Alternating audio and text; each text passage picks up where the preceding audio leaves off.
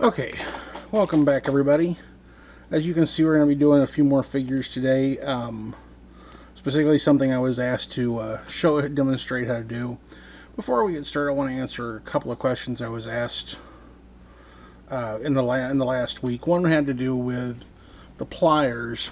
Now, if you look here, you can see that these do have a slight toothing to them. And the concern I had was that somebody asked me about was when you grab the arm of a figure, will it leave imprints, when you're pulling it out?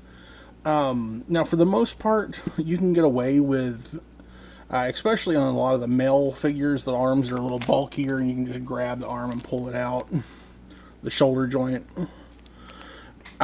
With some of the girl figures, it's a little harder to do because it's a smaller piece. But if you are concerned about the teeth in the joint, then you can find needle nose pliers that do not have the teeth at your hardware stores. It's not a big deal.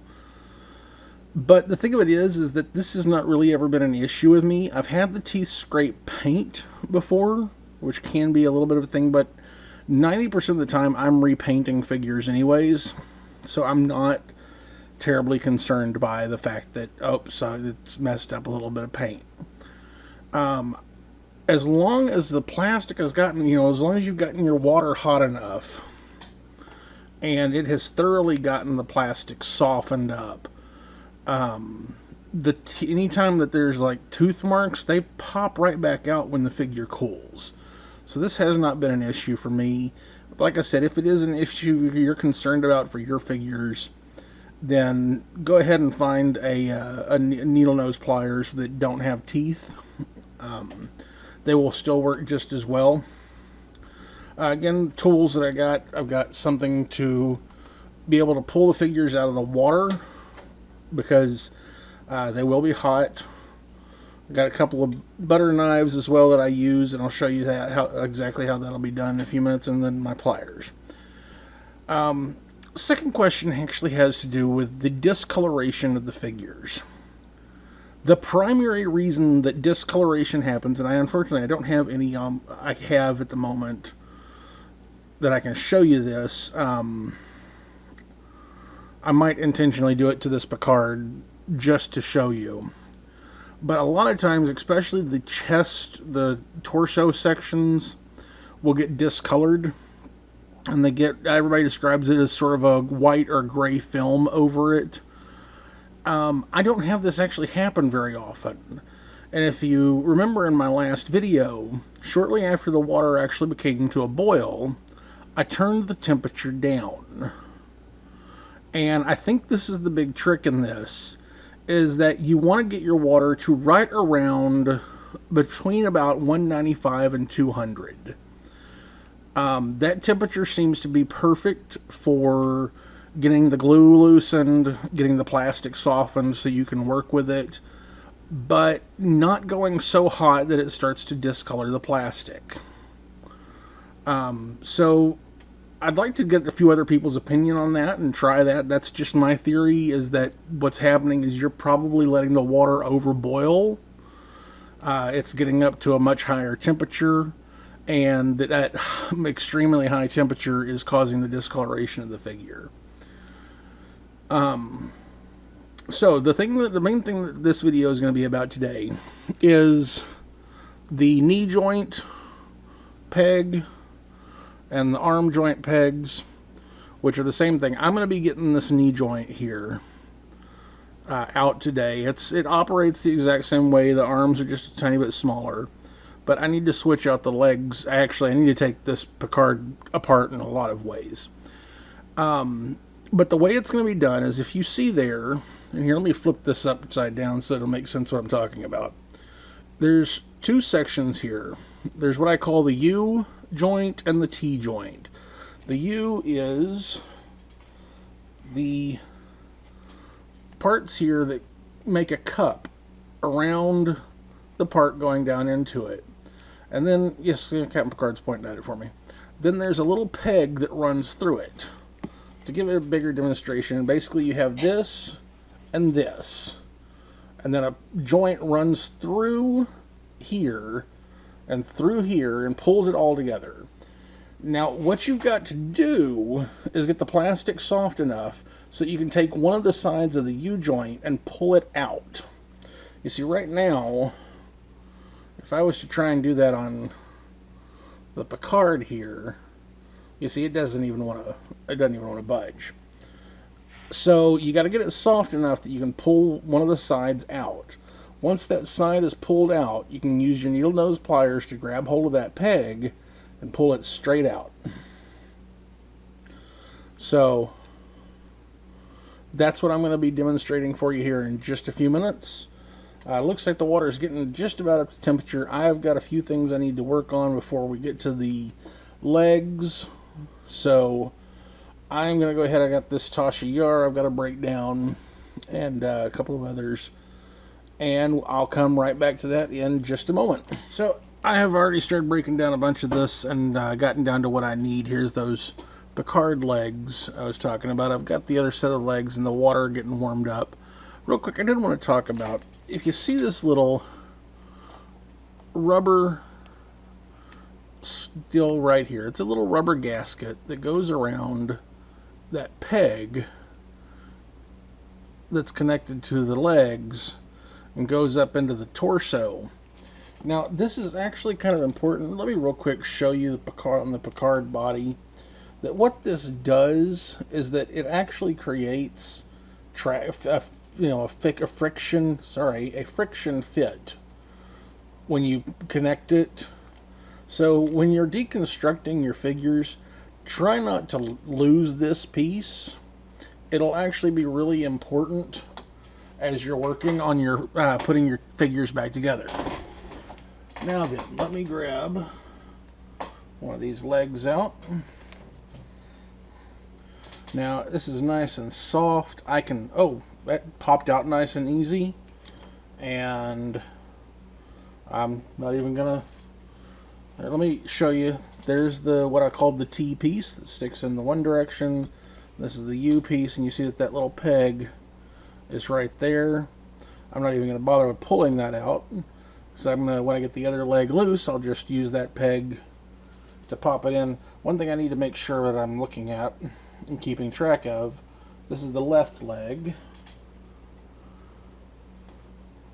Boop, boop. You do want to be careful about that, about left leg and right leg business, because, hey, man, these are, alright, so note on the Dr. Admiral McCoy legs, the knees pop apart really, really easily. But do keep track of the legs, because actually this is the left, technically, McCoy's left, because the feet are arched in a certain way. And when I pull the Picard legs out, I'll try and show you real quick before I start popping the legs apart. If you look real closely, you can actually tell the difference between the right foot and the left foot there. And that is super helpful because, and same thing, this is popping apart real easily. This is his right, which means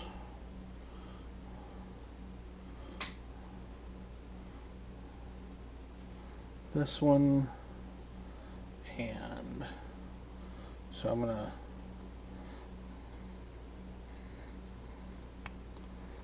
pop that into there, get the peg, and this can be the hard part, getting the peg to go back into the hole.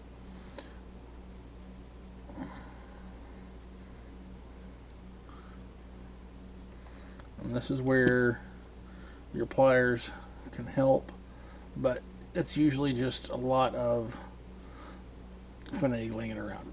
Now, one thing I'm going to do, I'm going to throw this back in the water to get hot. Hopefully this is still cool enough, hot enough that I can, nope, it's not. So I'm going to throw that back in. Let me do the same with that. to get those softened up. Real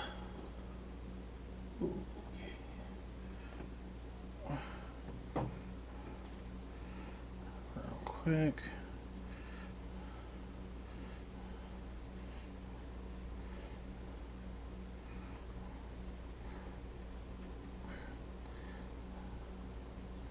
Okay, this peg's actually going to be in a little bit of trouble. And this is where having something like the butter knife helps out.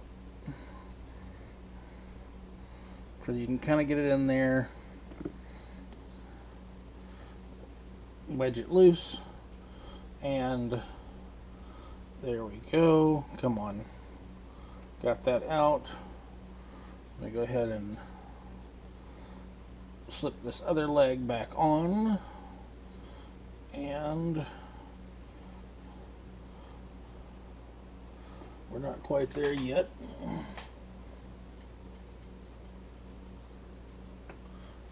Grab that joint.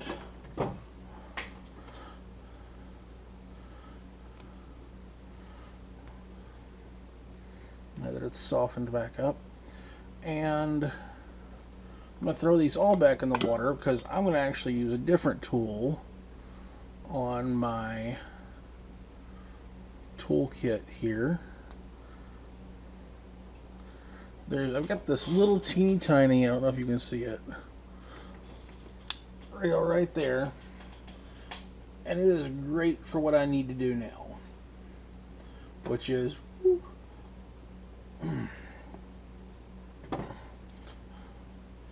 to get the peg to come back through. So I can take, ooh, that's warm,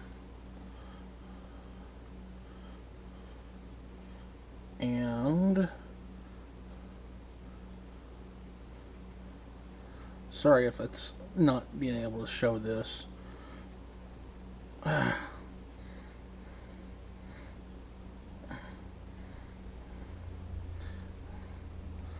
Because I'm kind of, it's a little bit of a juggling act to do this.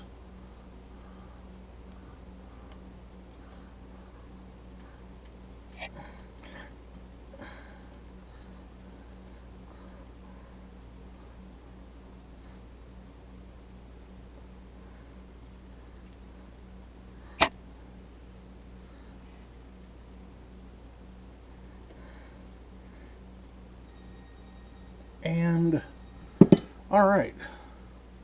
Oh, I poked myself.